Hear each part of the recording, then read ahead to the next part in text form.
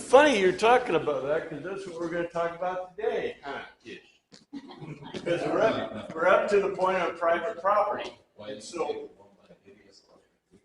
I'll remind you that we have our tools. Remember the tools. We have the scientific method. We have the legal historical method. Yeah, I hope it did. It was telling me it was supposed to be started. It's crooked. We have logic, and we have the harm method. The harm, which is a modern method. So with those four methods, we'll look at this question. Because last week we looked in, I'm sorry we didn't finish all the issues on life, but I think you can see, if you want to talk about life issues, you know, the best source is science. So you do have a problem for this, for private property. And like we do all the time, really, this is a logical argument, although there is historical legal precedence, but we're going to bound the problem. So we'll bound it, and here are definitions. Remember, the first thing you do is you start with definitions and assumptions. Definitions: what is private property? What's the purpose of private property? And here's our constructs. So I'm not going to completely define them right at this moment. Just keep thinking about private property. We'll talk about it as we go through. But in science, okay, you can't, yes ma'am. Could you please turn off the light? Oh.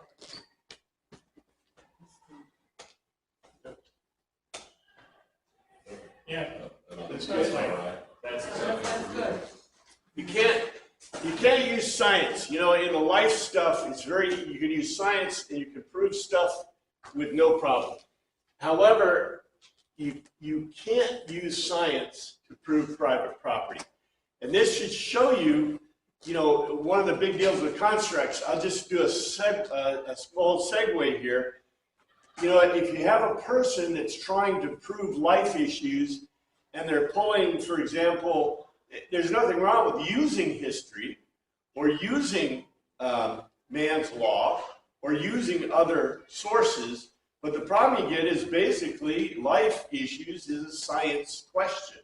So, you know, yeah, you can move on to it, but does it do you much good, you know, when you're talking about, you know, science type issues?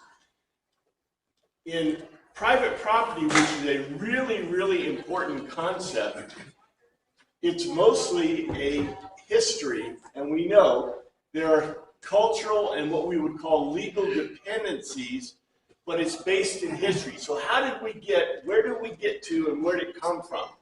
I think this may or may not be new to you. Maybe you've heard this before, but you know, prior to law,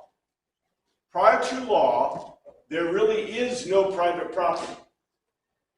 Because if I'm bigger and stronger than you, I can take your property. And I can go and take whatever I want. If there's no land property, land rights, land ownership, any kind of ownership, I just take it.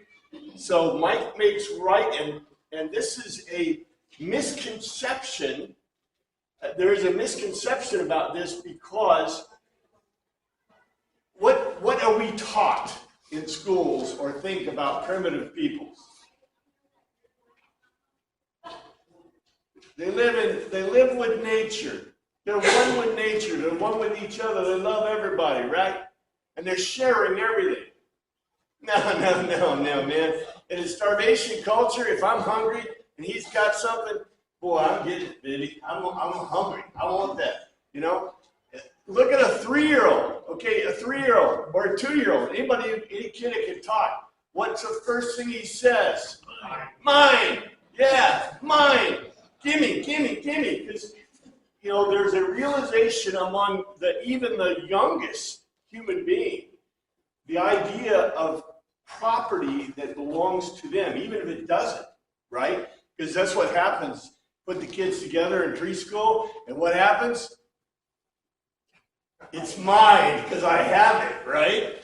But there is a problem with the way we teach about this because, and if you go back and look at, for example, Stone Age peoples, the American Indians, Stone Age peoples, the Aztecs, the Mayans, the stuff we know now about, you know, for example, African Asia, in the Stone Age societies, what I'm telling you is right on. because they are basically, especially in starvation cultures, they're driven. Well, I put it up here. Many times they'll share the wife, they'll share goods, sometimes food, they'll share land, but they will not share stuff that they perceive belongs absolutely to them, like weapons, animals, totems, children. In general, if you know anything about, for example, the American Indians written by, what's his name? They were a slave-based culture. So if you wanted a wife, you went out and took her. You know, if you wanted some slaves, you went out and took them. That's just the way it worked, you know, and that it was because that's the way Stone Age cultures work. They tend to be, you know, they're not communal. Communalism is not a natural state of man. And like I said, it's a rose-colored glue of prehistory. In other words, everyone wanted to own property, but few could protect the property they had. Because, well, we know, right? I've got a bow and I have it in my house, my place, and my neighbor comes and takes it and says, you know, the next day, this is mine. Well, you got your name on it, right? No, you can't read and write. How do you know it's yours? It looks like the bow I made. How's it yours? Yes. During this time period, how many nomadic, or weren't most people nomadic in this time period, or were there agricultural people where they would own land? Yeah, see, there is no, this is like, the Israeli culture is a pillage culture, and most of these cultures are pillage cultures. So they start nomadic, but then as other cultures begin to develop agrarian type cultures, then they become pillage cultures. So, you know, you've got a farm, I get my band together, and what do we go do? We take your stuff, we take your food, your animals, and if you look, I think we've done it before. We looked at the Old Testament. You look especially at the early parts of the Old Testament before they were settled. They were a big-time pillage culture. And a lot of the words they use make them a pillage culture. So, yeah, all cultures pretty much start out as nomadic. And then they may develop some animal husbandry, and eventually they become pillage cultures as other cultures around them. But that's what we're talking about next. This is what's really important. Because everyone wants to own property, but you can't, unless you can protect it, you don't have property. So protection was a function of the individual and group strength, which means what do you need? You need your group. You need your groupies, right? So this is what we see in pre-culture. For lots of reasons, people would band together to protect their goods, land, and families. You know, a lot of this came from agrarianism, but that's a little bit later. But you really can't have this with nomadic culture. If you have a nomadic culture, if you're moving around, where's your land? But if you settle down in an area, if you're an animal husbandry, or if you're, for example, growing crops, then it becomes very easy.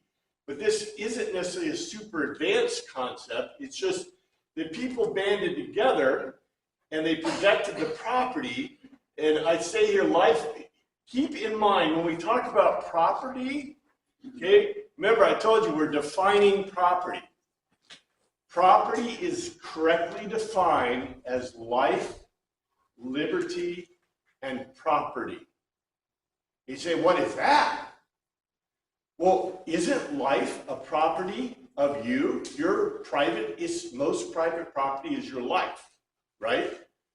And liberty means that your private person is able to continue to do things, that someone did not enslave you or lock you away. And likewise, your ownership, the things that you have on you, you know, hopefully you just can't come and claim my stuff and take my jacket and say, that's mine, right? Because these three concepts are purely concepts of private property. We'll talk about this. Is really important kind of idea. Now, this might makes right, and this idea of, you know, gathering together to protect each other, it resulted in nobility. Now, isn't it interesting that God told Israel, not to have any kings. As a matter of fact, the word for, what's that really nauseous word, that bad word? There's a word in Hebrew, and we looked at it in the Torah class. There's a word that is not a very positive word, but it means the king. And so, for a long time in the Torah, in the first 5 books of the Bible, the Pentateuch, you see this thing where even the name of a king is considered a very negative idea. And it really wasn't per se, but you want leaders who can protect. The problem with leaders, though, is they want to take, but still, it's better than having, it's better to have some leadership so you can constrain and own property and protect your property. And what happened is we say economic systems could be achieved only under the constraint of law or tradition. Law or tradition. You notice one of the first things we get, and we'll look at that when we get to the Old Testament, New Testament, one of the big deals is people will scream about the Hammurabi Code. Okay, the Hammurabi Code is more regulations, but if you break any of them, you're dead. If you ever read the Hammurabi Code, if you look cross-eyed at somebody, you die. If you steal from somebody, you die. That's a Hammurabi Code. In the Old Testament, we have the 10 Commandments, which is a lot better than the Hammurabi Code, which is over 100 things that was made by men, where God's law is embodied in the 10 Commandments. But if you notice, one of the first things is the Israelites got from God as a great gift was law. And we'll mention this too when we get to that point. But here's where we begin to get into economic. Primitive man rarely traded unless tradition or lack of strength compelled it. In other words, I need it. I need food. I need something like this. Well, you see that in the Bible, right? Because, they began trading when they were starving, right? If you read carefully in the Old Testament, you'll see, Abraham, I think. Abraham wasn't going to, he wanted to be self-independent, but he started trading because there was a famine in the land, right? And if you have food, you're trading. But the big deal is because, you have lack of strength, so you say, well, I got my gang, you got your gang, and let's trade some stuff so we can not starve. And, one very strong notion of primitive versus more civilized cultures is that cultures under law do not compel by force, but rather trade even those who are much less weak or weaker. So, we see this in the Old Testament especially. We see this example of trading, right? Early on, it's because I got to trade, because if I don't trade, I'm going to die. And then later on, we see these trading structures begin to build and grow as the culture becomes agrarian. And you notice as they take over, for example, as we're moving into the Promised Land, this is just cultural examples, but you see it see it throughout prehistory and history. First economic system is intercultural trading or barter. There's no money at all, but you barter. And market is usually goods, services for goods and services. Early extension of goods as opposed to grown or cultivated items. People made stuff, right? Make a bow, and you go, hey, you're really good at making bows. Well, you make one for me. I'll give you, a bag of grain. Cool, right? Or I'll give you a deer, whatever. So trade, intra-cultural trade. The second economic system is extension of trading to interculture, between cultures. So, I have, the Samaritans are over here, and they have some, copper, and I need some copper. So let's go trade some of our foodstuffs or whatever for copper. Then you see that. Now, this is really getting important. The third economic system, and we see this in the Bible, because the Old Testament does not have, there is no money in the Old Testament. And when they translated money, it is entirely culturally incorrect. Because the third economic system is market-based with goods assuming the position of a valuable commodity proto money. For example, what is the value of a bar of silver? Can you use it to pick your teeth? Can you use it to cook something? Can you make a bowl out of it and cook something in it? What happens when you put silver on a fire? Melts. Goes away. It melts. Good. Yeah, you know, silver, you got to be careful if you have real silver, like forks and knives and spoons, because they will bend like crazy. Silver, what about gold? It's pretty, isn't it? Both are good conductors, but that wouldn't help them. That wouldn't help them, yeah, unless you're lightning bolt, right? Look, what is the value of gold and silver? Yeah, scarcity. Scarcity is the thing. Matter of fact, all metals were super scarce throughout until about 1700 or so. All metals are super scarce, but even more scarce is gold and silver. Remember, I told you when we looked at the Torah and they built that whatever that thing is, the seven candelabra, right? And I told you I think it's 55 pounds of gold, something like that. 55 pounds of gold is this big. Because gold is super heavy. Now, bronze, same thing, is about this big. So, you know, gold and silver are super. Do they have any value in themselves? Huh? They're shiny. They're pretty, right? Yeah. Jewelry and adornment. Well, what kind of value is that? So, I look better than you look. There you go. I know, right? I know, but you're not. But I can't eat it. Now, see what proto money did for you, and you see proto money in the Old Testament, usually silver bars and maybe some pieces of gold. They're not coinage. They are pieces of metal. And people were willing to use those, but what gave them value was the value of the market, right? So, you know, it wasn't a set market per se. It wasn't a set value, but it was an interesting idea because that's how proto money. The examples of proto money are wampum, jewelry, natural gems, metal, other items, grossly higher value than more common items. And the reason it's scarcity, because it's, you know how hard it is to get gold?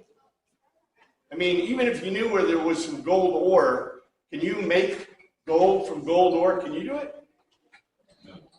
Well, you might, but you got to work for really hard to get it, right? So it's a very valuable commodity because of labor, but we'll get to that. Fourth step is currency. Currency, Lydia. 600 BC, Lydia began to print coins. Lydia is pretty much considered a Greek-based, what do you call it, colony, colonized by Greeks, but they invented the silver coin. Basically, we think the denarius came directly from it. The denarius was the equivalent of 1 day of labor, and it's a silver coin. And so the currency value was set by the Lydians.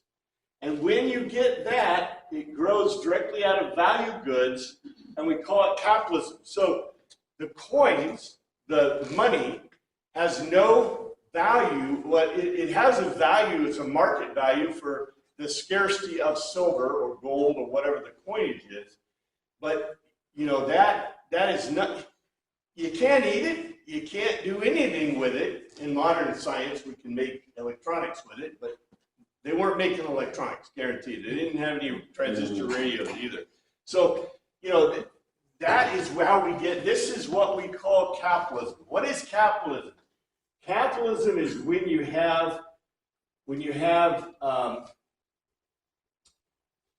coinage where the value of the coinage is set by government in law. Remember I told you, we can't really have private property until we have law. Well, guess what? We can't really have markets without law. So, you know, if you're trying to trade and you're stealing my trade goods, and I got my trade goods and you're taking it, I'm like, wait, you know, where's the police or something? Or at least I can whack you over the head, right?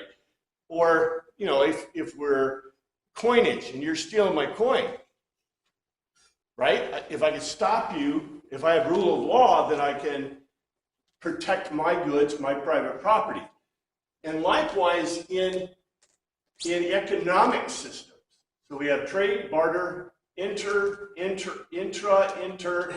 then capitalism once we invent the capital, the coinage, the money. And then the fifth step, oh boy, we're here, is symbolic value. Currency represents value. It's called a fiat currency.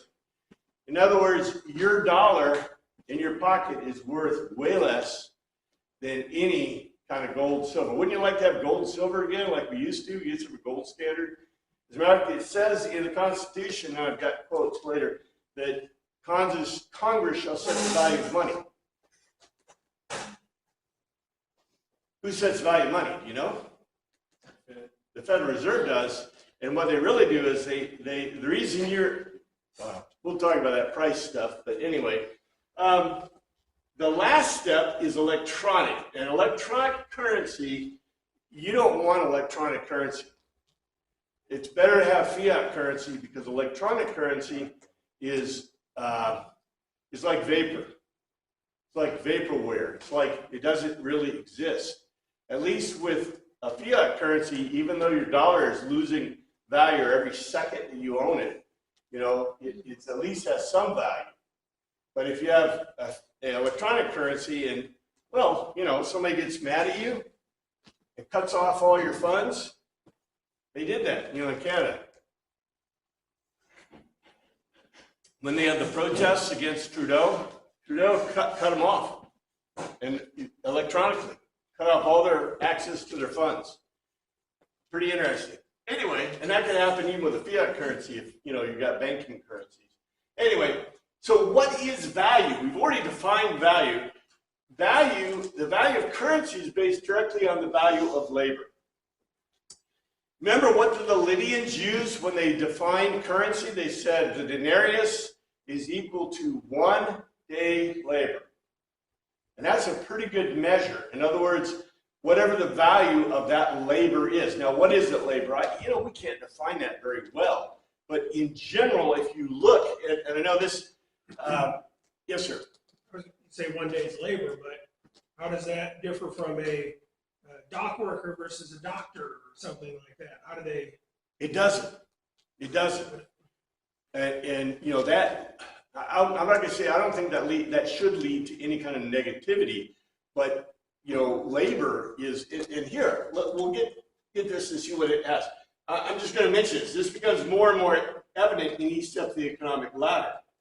For example, gold and silver, as well as their other metals, are worth the labor to obtain them, not their inherent value, right? We already said the inherent value of gold and silver is nothing.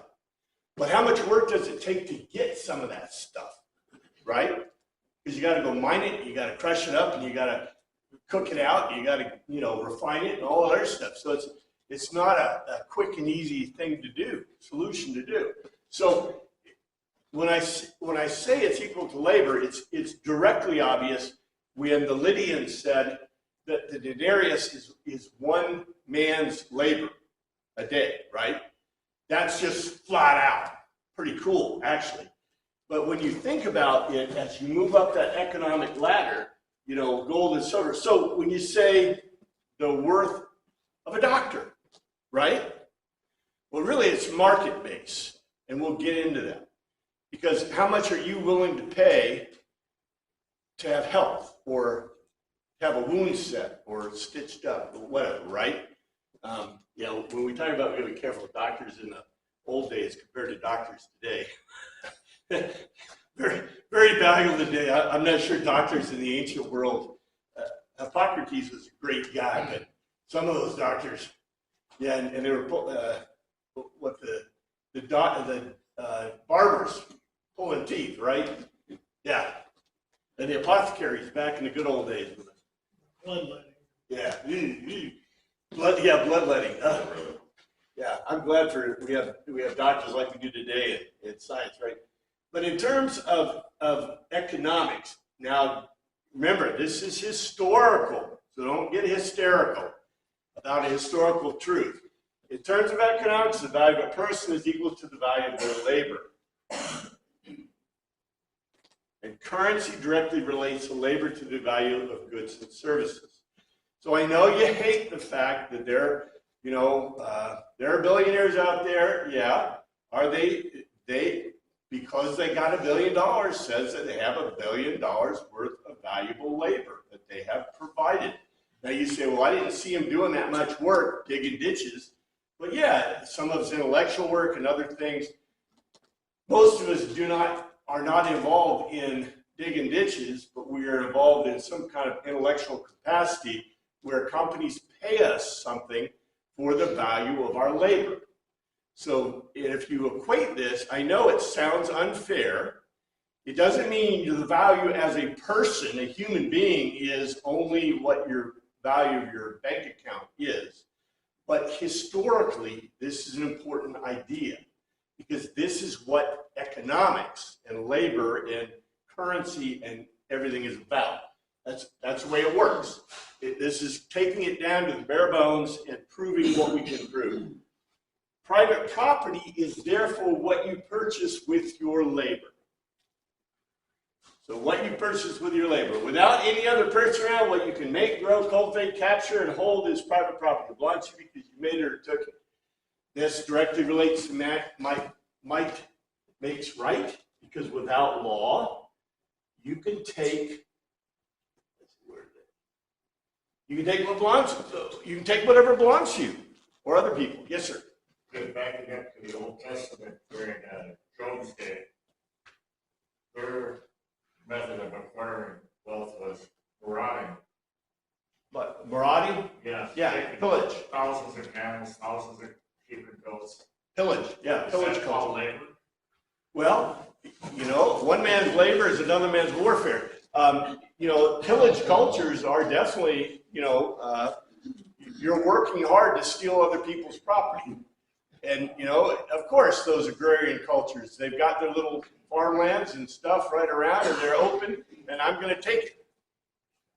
Right? That's what they do. The big deal comes to this, without law, you can take what belongs to you. Under law that protects you and your property, what you make, grow, cultivate, capture, and hold becomes your private property. In every system, your labor is the reason for your property. Okay, if you go to a day-to-day job and somebody's paying you denarii, right? Whatever you have in your denarii, or what you buy with your denarii, is your private property. It belongs to you. Why? Because you labored. Even in a might makes right culture, we would not be very happy with it, but whatever I can take. So if I can take your coat, it's mine, right? Let's do this. Let me check it. Just saying. So, we would say that's immoral, but we're not talking about morality or that at all. We're talking about how things came to be in economics and in private property. Right here, the purpose of private property is your value as a human being. There is never a free lunch. In other words, what you are able to retain and keep on your own, whether it's currency, which we saw as capitalism, whether it's private property, the fact that you own it and can protect it, that's it. So this is a huge concept. The only way you can refute this concept is to move to a different construct. We'll talk about this. Tradition, another construct, force, man's law, harm, science, force, man's law. We'll talk about this a little bit. I could say everybody whose name is Paul, I could take their property. You could do that if you wanted, right? You can pass that. Congress could pass that, and we go take Paul's stuff. Or if you're a Jew. Good thing he's gonna come and take his flag outside his house. And Paul's pretty tough, so I don't know if I would fight him directly for it. Yeah, you better be packing, right? What's in his gun closet? Uh-oh. But you can see these are natural systems and ideas. The idea of private property, we already said 3-year-olds have a concept of private property. Barter, just natural. You bartered your lunches when you were kids. I know you did. Hey, you want this cheese sandwich? I want a peanut butter and jelly, right? And capitalism. Once you have money or proto-money, you are going to have capitalism, baby. You can't stop it. These are what we call natural systems. In history, this happens not because somebody compels someone, but because of the way the world works. Because everybody wants what? Private property, right? You don't want somebody stealing your stuff. So why do you make governments? Oh, yes, sir. And that gives them the time to not be peddling their wares all over the neighborhood. The money, that, you're correct, 100%. Money is an efficiency problem. It gives people more time to do more stuff. Yeah, well, money is the one. most scarce thing of all. Money is one of the most amazing things that was ever invented. And you notice the Greeks, the Lydians, which are a Greek colony, invented it. And the minute they did, it took a while, but it became ubiquitous, right? This idea of money. And what a cool thing, right?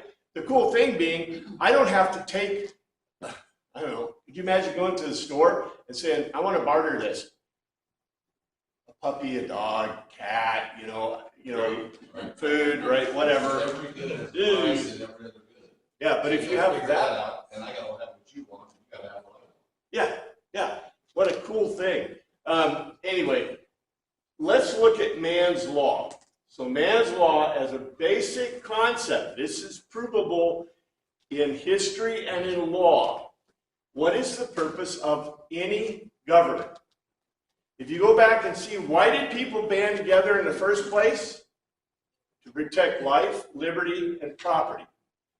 And remember, I told you, life, liberty, and property is just property. It just happens to be your life, your liberty, and your property. So why do you make a government? What is the purpose of government? This is the only provable purpose of government. That a government's purpose is to protect property, life, liberty, and property. And a government needs certain resources to protect property. You know, there never were police until the modern era. Never were police. If you had a law and somebody was breaking the law, guess what? You called for your neighbors, and what would your neighbors do? They'd bring together and go after. Yeah, they bring sticks and stones and they break their bones, and it was not a happy situation. What's that? I already had a posse. A posse, yeah. A posse. The only provable purpose of government. The only provable purpose of government. We could constrain that this is the only provable purpose of government using culture and history, man's law, in man's law. But that is to protect private property. And force can be used to compel another human to give up their value, right? Conscription or slavery, use human labor directly, no direct compensation, product currency, or valuable goods. In other words, conscription or slavery, remember the children of Israel were slaves in Egypt, right? And slavery, Thomas Sowell says there's more white slaves kept by black Africans than there ever were blacks kept by whites in the world. So slavery was ubiquitous and is ubiquitous until 1833 when the British outlawed it, and it was the first time ever that slavery was outlawed.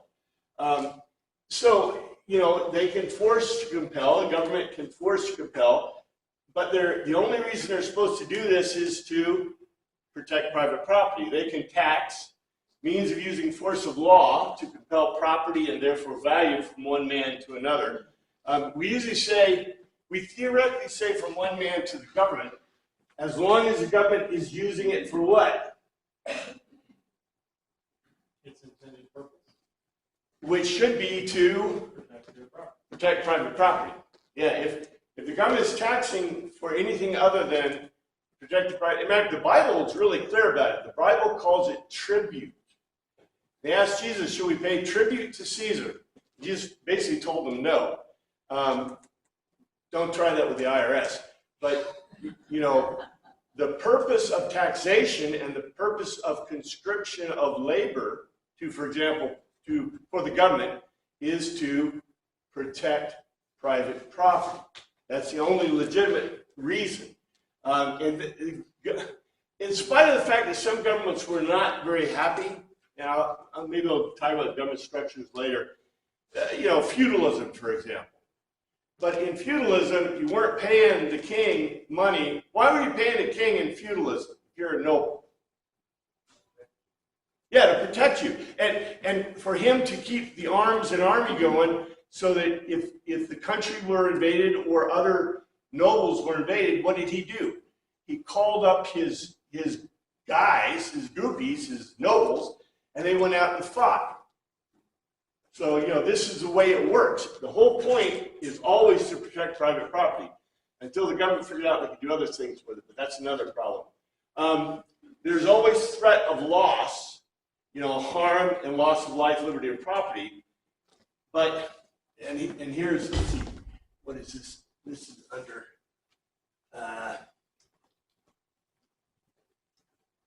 these are just examples. The threat of loss is the government saying, okay, if you don't give me your taxes or you don't give me the conscription of your labor, I'm gonna harm you. I'm gonna take your life, liberty, or property, which they could. Here's an example of the government using absolute force.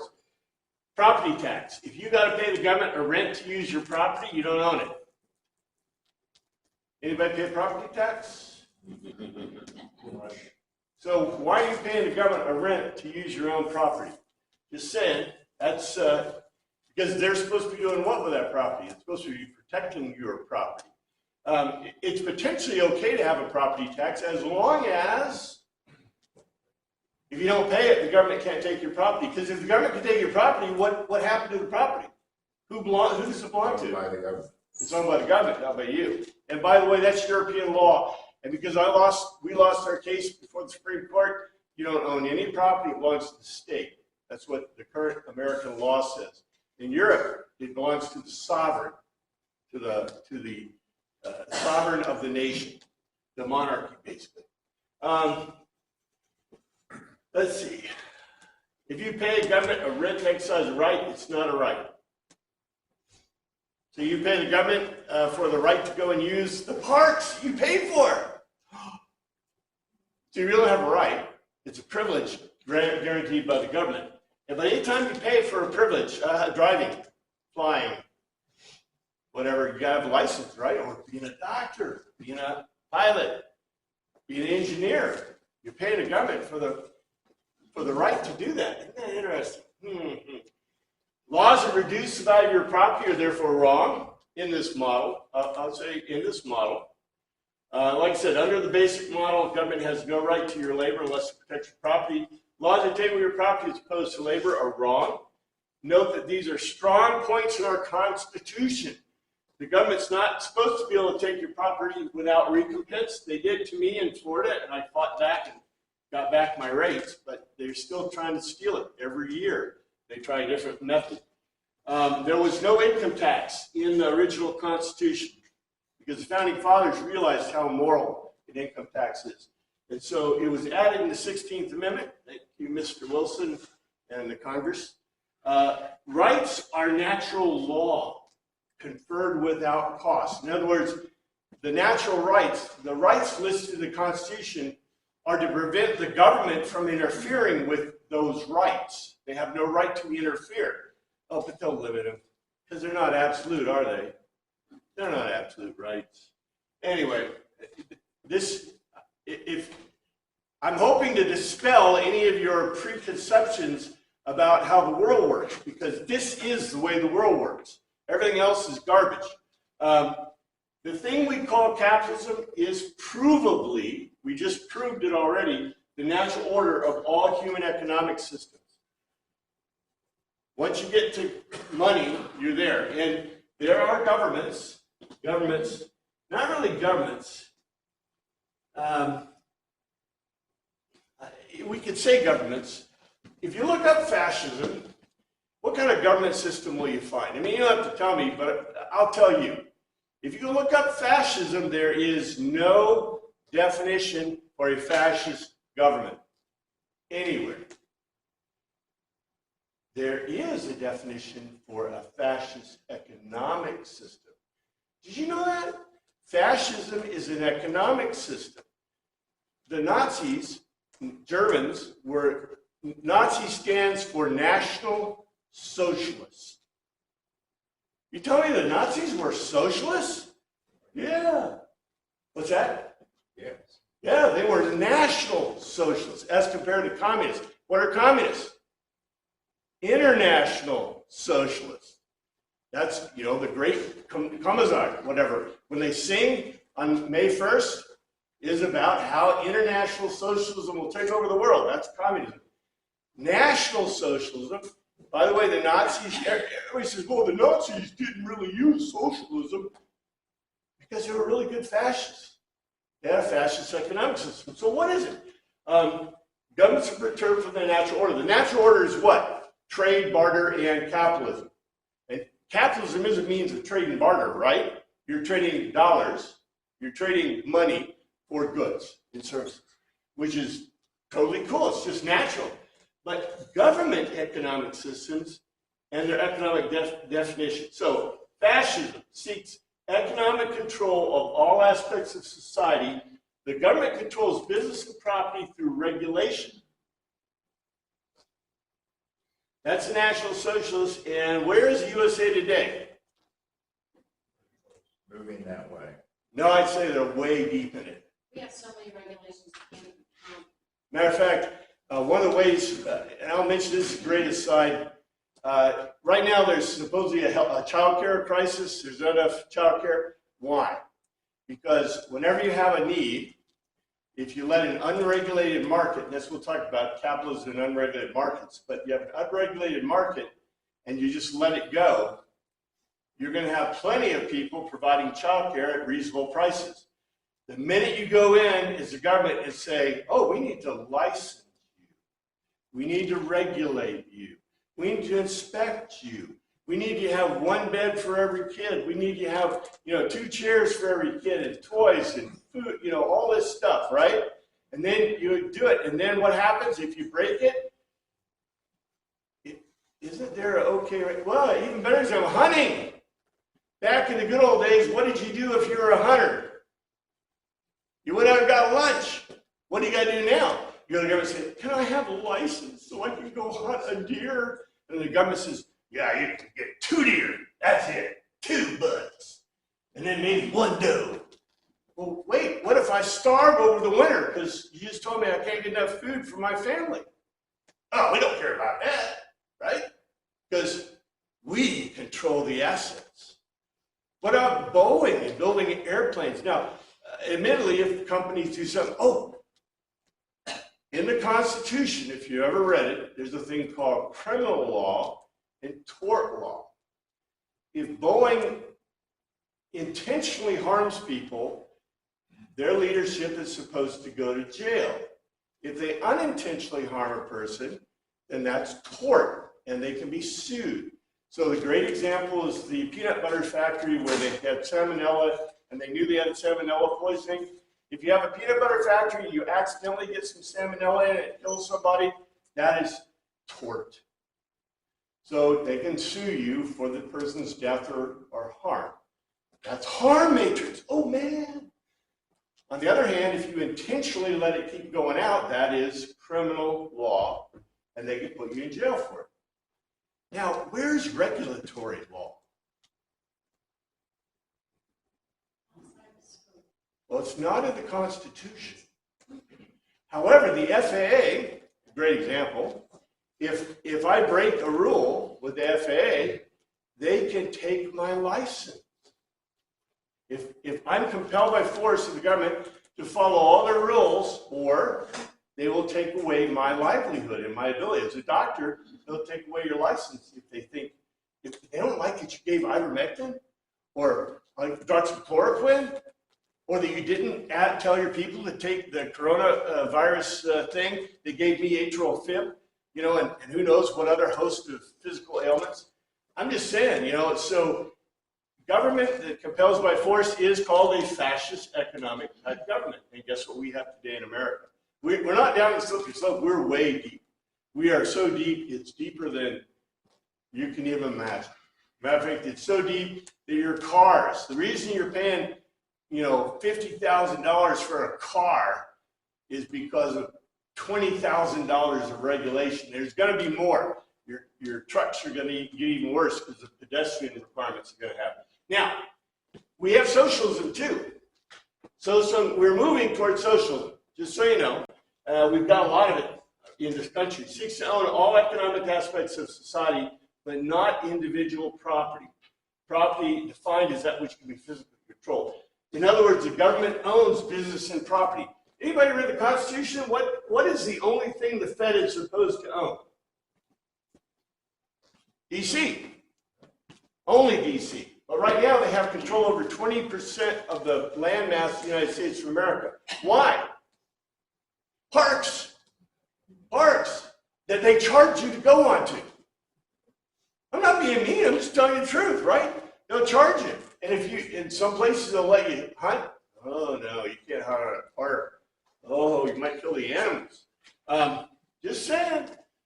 The government is a monopoly, and one of the reasons the Constitution did not allow them to own property is because of this notion that government should not have property. That's socialism.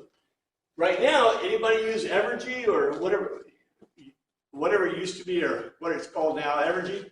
Do you know Evergy is a government-allowed monopoly? Aren't monopolies bad? What about Wichita Water? That's a government-owned monopoly. You know, I'm hoping that when they reach the 10th level of rationing, they'll say we'll privatize the system, because then we'll have all the water we need. You know that, right? In a free market, there are never restrictions in free markets, so we'll get to that when we get to capitalism. Anyway, the government-controlled school system in America, those are public schools, we call them. They're the largest socialistic company in the United States and probably in the world. Because who owns them? Government owns them. And by the way, having a Department of Education has really improved education, right? No, it hasn't. They have billions of dollars they're given all the time. Anyway, communism seeks to own and control all the property in the name of the people. It holds that all property is the ownership of the state for the purpose of protecting it for the people. The government controls all the means of production, owns all business and property. Most of these governments last less than a generation. Soviet Union was a crack up. I saw Gorbachev talk to the Duma. The Duma is the Congress for the Soviets. And Gorbachev went to the Duma and said, I got to tell you guys, from 1917, we've been lying to you. We told you we had 10% growth every year. We had negative growth every year from 1917 on. So the Soviet Union was in a total decline because they were communists. They were controlling, and by the way, the Nazis, the National Socialists in Germany, they could compel. You remember who's that guy? He died in prison. He was the head of their commerce. He was on every board for every company. So the government was wise enough not to own the companies. What they did is they enforced that, not through regulation, because they weren't quite a regulatory state as we were at the time.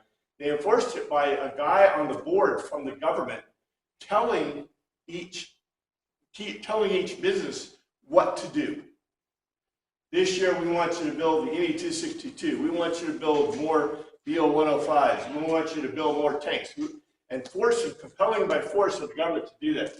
Communism is really similar, but the point is that you don't have private property. Of course, we might argue today we don't have private property. So we are headed, in my opinion, way deep into socialism and communism in our country. Von Hayek wrote about this. In each case, the government through law is the controlling influence and not the individual. Fascism can't exist without government controlling. Socialism can't exist without government owning.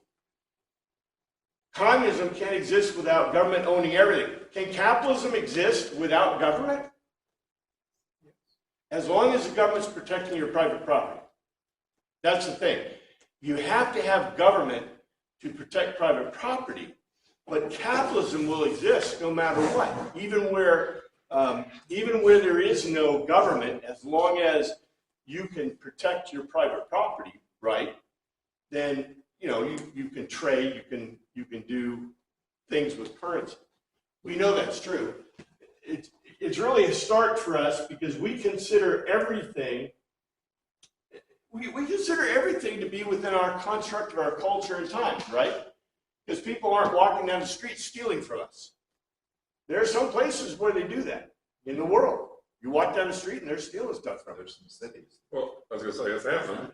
It's happening, yeah. Well, there's places where you might have a shop and people run into your shop and steal all your stuff, and you call the police and they say, quack, right?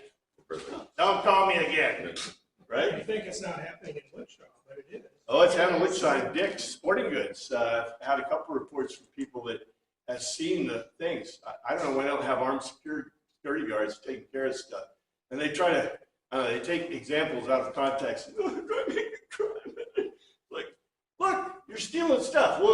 When we get there, it'll be good. Anyway, these systems are contrived models and based on definitions that don't represent natural, logical systems of government economics. Here's examples that have failed that we do. I told you, parents do not have a communal system. The Acts Jerusalem Church did not have a communal system. If they did, it failed miserably, but if you read it in actual Greek, you know they didn't own everything in common. That's not what they did. They were providing support for the sacrifices. But we don't believe in sacrifices, so we've culturally taken that out of the New Testament, in our New Testaments and our teaching, because why would they be doing the sacrifices? Because it's required by God, and we do it too. We do the Eucharist, same thing basically. The Plymouth Bay Company did set up a communal system. I'll take just a second to mention that. They based it on a misunderstanding of the Acts. The reason that they did is because the Bible just started coming out in a translation. Which one? Luther's translation and Calvin's translation, and King James. So what did they do? Well, they didn't know the Greek. They're reading it right out of the stuff in a translation, and they're like, oh, we should be like the church. And guess what? That's why they almost start. William Bradford changed it because if you read the Mayflower Compact. If you read it, you'll see that this is communism and you're going to die. And so after 2 years, they almost died. But luckily, William Bradford said this was stupid, and he fixed it. And so they went to owning property.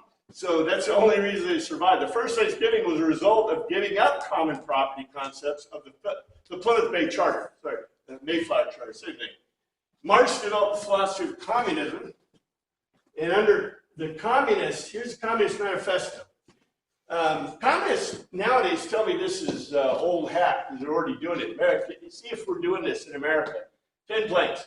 Abolition of private property and the application of all rent to public purpose.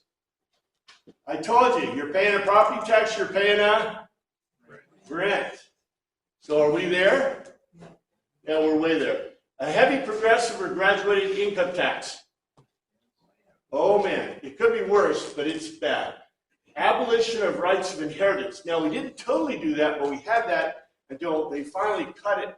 You know, they've increased it, but if you make too much, they'll take your property and from the property from your kids. What does the Bible promise us? In Ecclesiastes especially. The Bible promises you that your children will inherit the wealth that you create. And then the government takes it. That's kind of anti-God, but Marx is anti-God. It's okay, right? Confiscation of property of all immigrants and rebels. We don't do that, which is interesting. It's just interesting. Centralization of credit in the hands of the state by means of national bank with state capital and exclusive monopoly. What do we have? Federal Reserve. Oh, man. And remember, who said we shouldn't have a Federal Reserve? Thomas Jefferson, George Washington. Hamilton's the only guy who wanted it, and they made, you can rap about Hamilton. Woohoo! I'm like, come on, dude. He was the only one that was for the central bank. Anyway, we didn't have a central bank until the 1920s. And what happened in 1929? Caused by... Money. Well, no, actually... Money supply. They didn't respond. Milton Friedman proved the reason Milton Friedman got the Nobel Prize in economics is because he proved in a paper that it was the Fed popping the bubble, the stock market bubble that caused the Great Depression, and then the after effects.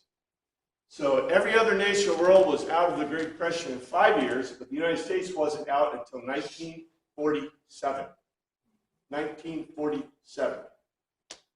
That should tell you something. Now, you're right. They didn't print enough money, but that's because they were clueless. Now we're all kinds of, that's another Friedman wrote that too. What's that? Friedman wrote that too. Yeah, yeah. Let's see. Centralization of means of communication, transportation in the hands of the state. Oh, we have a state-run train. Who owns the buses in Wichita? Oh, and they do a great job, right? Your $1 bus ride is subsidized for costs over $20,000 per ride. If you take, so our tax dollars are subsidizing your $1 bus ticket. It's really Go special. look at that. That's, And how they control transportation? Well, you know, they control transportation. Ever heard of the Federal Communications Commission? They just let George Soros, who is a foreign national, right,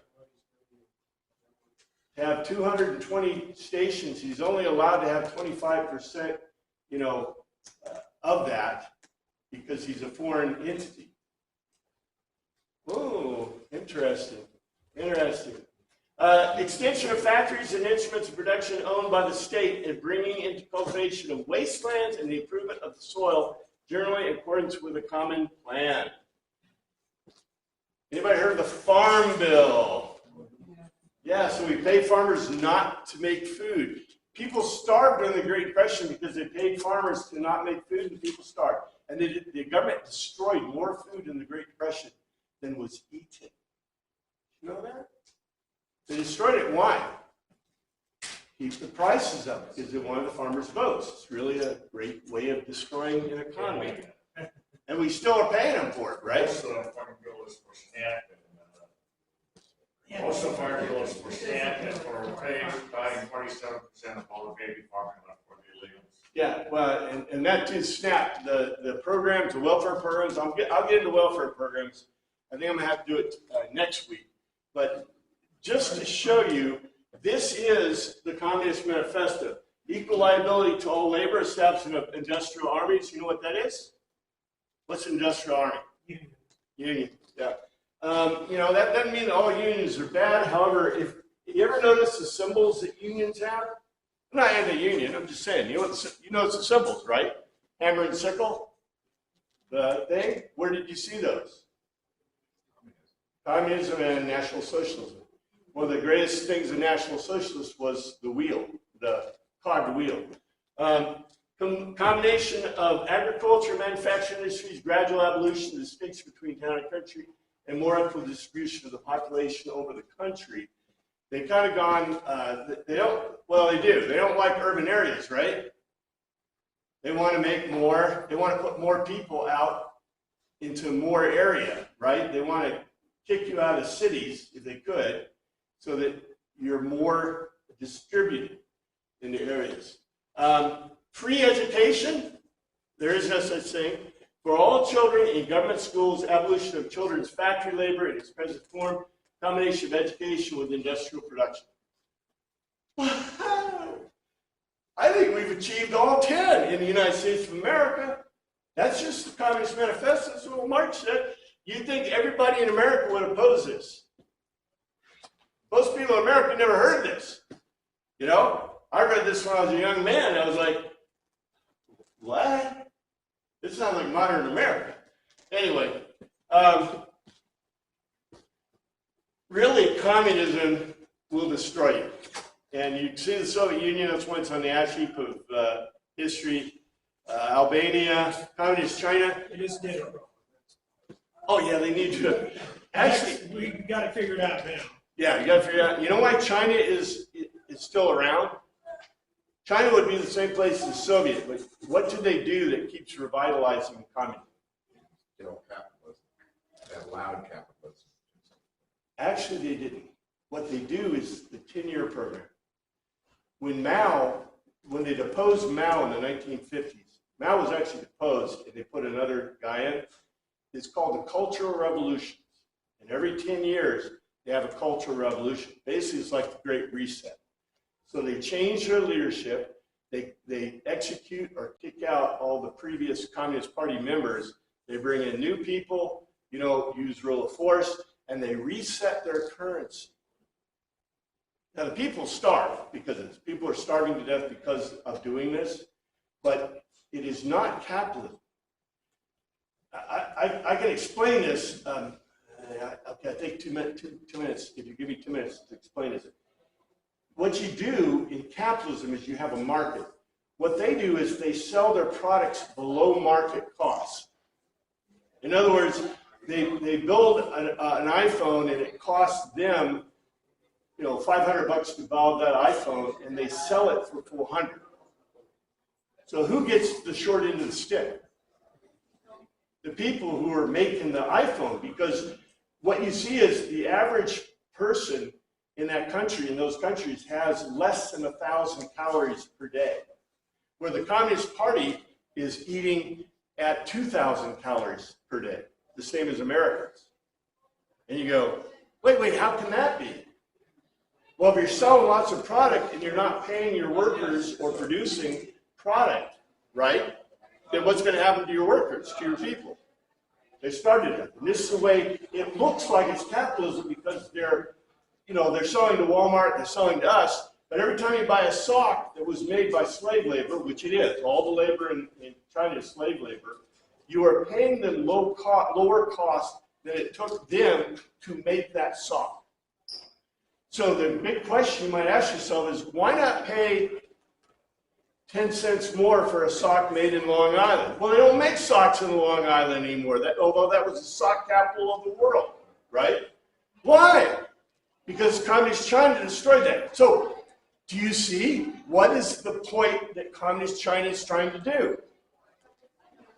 Trying everything. It's economic warfare. They become the dominant force. It's economic warfare to destroy what? Capitalism, right? Even though we're a fascist system, capitalism is still the basis of our system. So they aren't using capitalism to attack capitalism. They are using a form of compelled labor to reduce prices and bankrupt our country. And they think they won't bankrupt their country yet. It's a battle of The capital is so pro-human.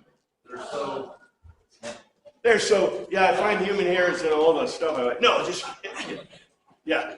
Anyway, thank you, Father, for your word. We pray you look after us this week. In your name we pray. You're going to get yourself canceled on YouTube with this. You came in late. Oh, you would complain to the past that we should have snacks. You got him some snacks.